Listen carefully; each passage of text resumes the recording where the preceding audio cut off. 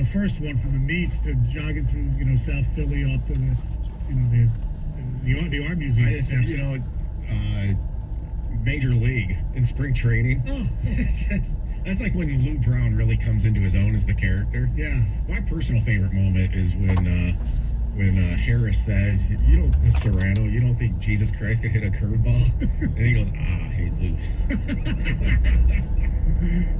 Jeff in Madison Heights, Bull Durham, when Nuke was calling off Costner, and he looks at the batter and tells him what's coming, he says, speak highly of me. After he hits the ball, he walks out to the mound. Nuke says, you told him, and never calls a pitch off.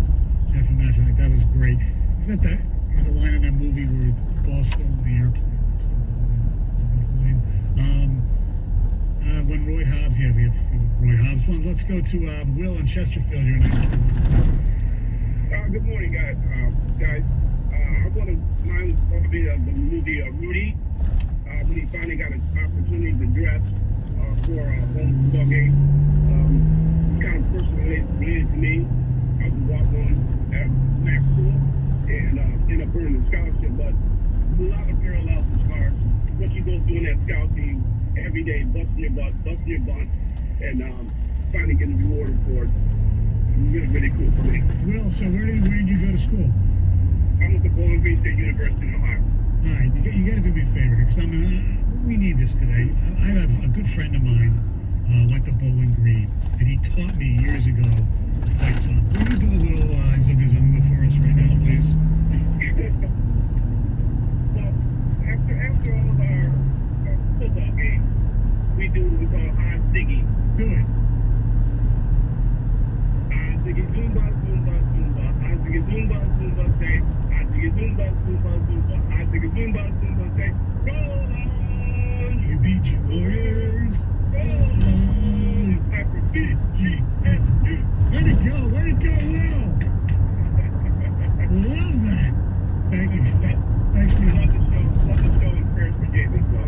Thank you very much, Will. Appreciate it. See, even though he loved Rudy, which a movie that I've never seen, no desire to see, maybe as I get older, because I'm getting all like to loosen up on my I don't hate Notre Dame as much as I used to. Well, because Ohio State is just taking.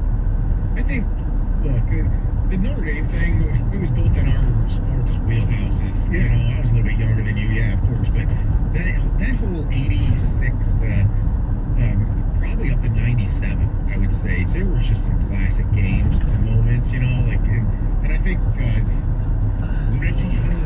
Reggie Holt started it, and those classic night games, where I actually kind of have a segue here a little bit, because John Vaughn, we're going to talk about here, he had a 220-yard game or something like that against Notre Dame at 90, and they still lost, or there were deflected passes. You had Rocket Ishmael. Why in the world did they kick to him the second time? And then Michigan with the Desmond Howard, they've shifted the rivalry, and you just don't have that back-to-back years because there's been interruptions, and then Michigan went in the tank. Notre Dame went in the tank, and I remember Michigan beat them with Richmond, and the North had those unbelievable runs. Right.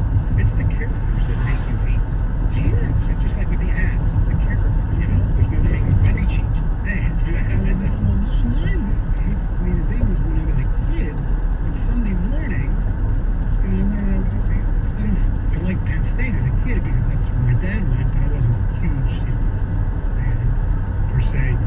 They instead of watching Penn State highlight shows, they had that stupid Notre Dame highlight show that what do they care about Notre Dame and Fred Ultra things? Seriously, just bugged the crap out of me, and it just carried on. Lou Holtz always talking up opponents. It's Notre Dame kids for me, really. Come on, dude. This is the best baby team we've ever faced. They beat them 56-3. Oh my Lord! I'll take one more call on your favorite sports moment in a movie. What's up, Tony? Hey, what's going on, man? Hey.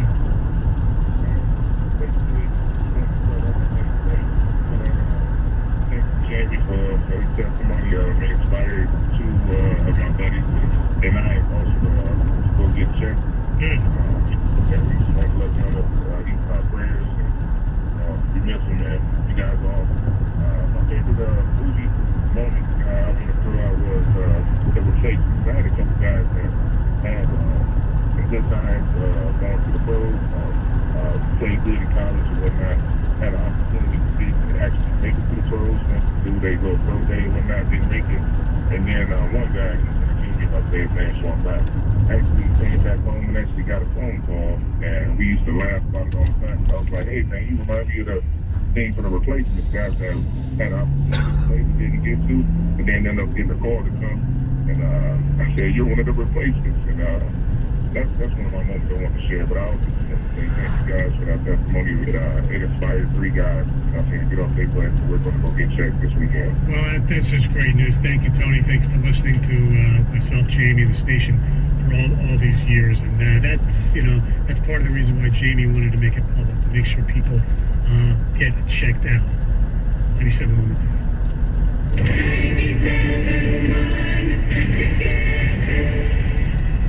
When big things happen in Detroit sports, you hear it first on Detroit's #1 sports station, 97.1 The Ticket. Breaking news powered by Radio.com Sports and brought to you by Pennzoil. Motor oils from natural gas. The proof is in the Pennzoil. WXYT FM and WXYT HD1 Detroit. A Radio.com sports station. Jamie and Stoney on 97.1 The Ticket. Good morning, good morning. It is 2 minutes past the hour of 6 o'clock on a Wednesday. It is the Jamie and Stoney Show. The Gov, Tom Milken in for Jamie, Heather, Greg. Happy National Chicken Wing Day. We'll get to that coming up later this hour. How's everybody doing? Everybody hanging in? Yeah. Tiger? How are you? I'm doing all right. Tigers winning game. Everything okay? Yes. Had a weird juxtaposition yesterday. I went and had a physical. Oh. I actually get, I have my main physical in January, and then I have another one, like in July, just to double check. Obviously did blood work yesterday. And of course, when you get blood work done, you fast for 11, 12 hours.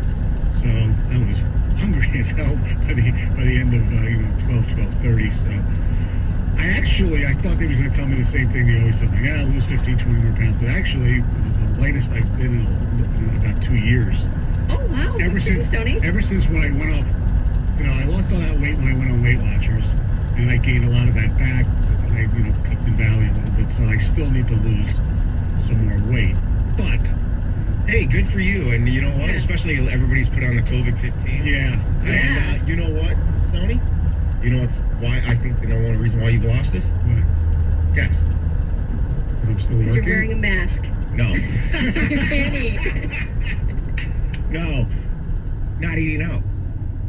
Yeah, well, you control what you're putting in the food. Yeah, we still eat out more than most people, carry out. But yeah, that has something to do with it. I still need to, work out a lot more, but that's the way it's always been. Well, that's even another whole story with the workout. Absolutely, yeah. There's no way I would be able to do what I was doing pre-COVID on the treadmill. No way. We've been running outside some. My schedule just been so crazy and inconsistent that I can't. I'm 47 now. The knees on the pavement, on the concrete. Hey, man, I just can't do what I used to do. Try to find fields and run in the grass probably help. Well, I was doing that at first, and then the sod farm that's right next to us. We live at the end of a dead end. There's a sod farm. I would run around the sod farm. Well, they decided to tear up a bunch of it and grow soybeans. So, yay! Wow. They just had to do it in the COVID year. Oh yeah. I believe Heather will have a story in the news sometime during the show about something that was found in a soybean field. I sure do. Yeah, that's what made me chuckle as soon as you said that. Yeah, yes. Exactly. Also, yesterday, myself, Woj, Dan Miller, Jennifer Hammond, Evan, and Birchie, Will Birchfield, we went and visited Jamie.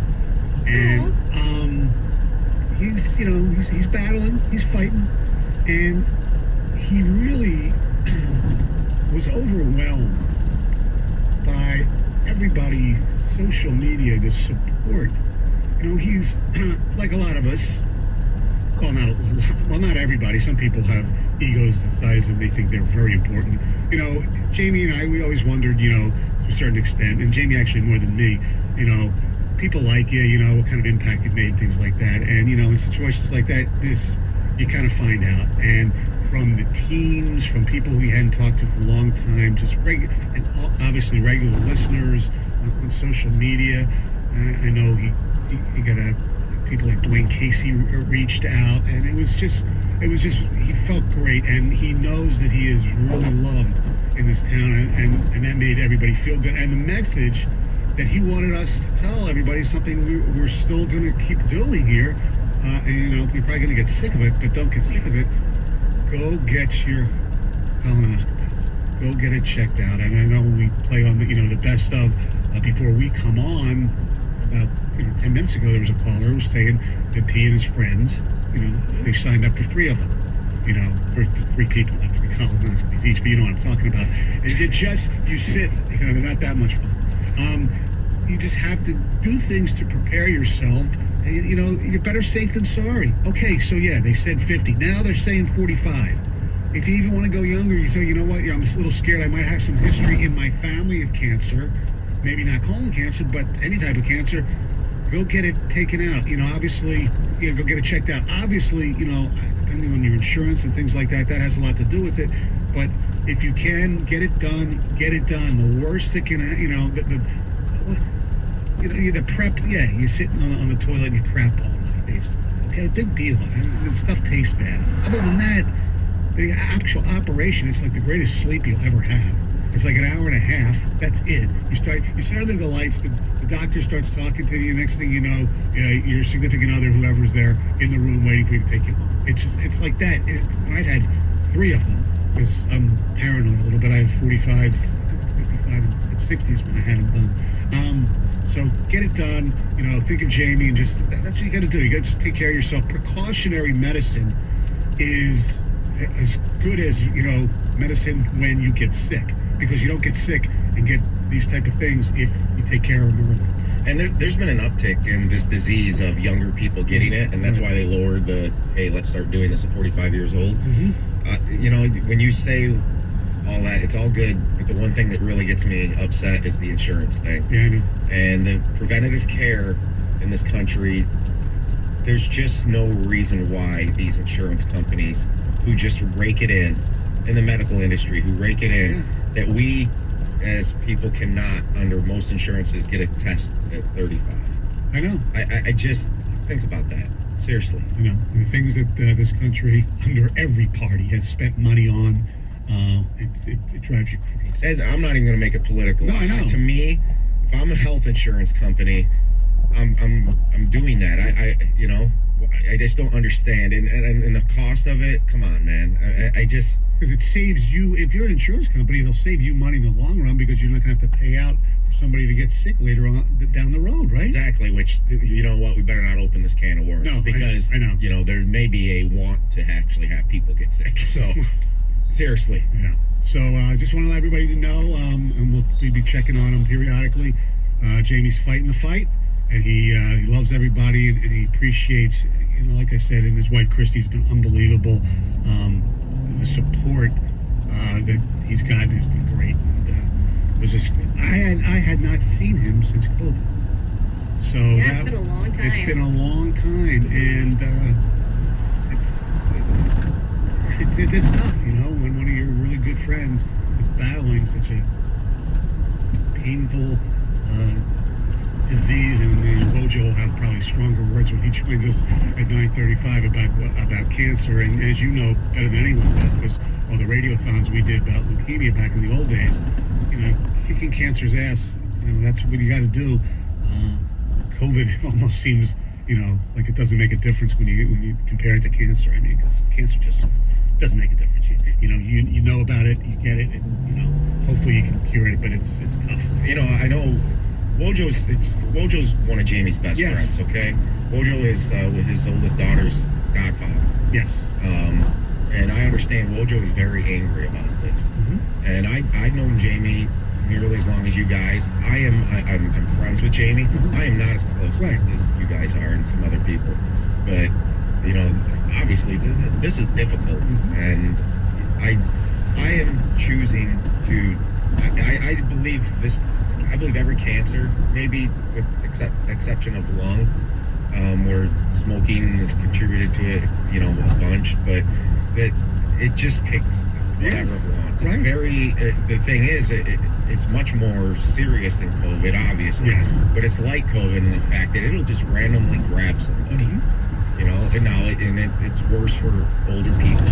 If somebody with cancer already had diabetes, it's going to be harder, that Yes. kind of thing. Yes. But it just, it makes no sense that Jamie got this or anybody else that's extremely healthy, eats right, takes Yes. care of themselves, and then And Jamie did all that more than like me, who is a little overweight and doesn't work out.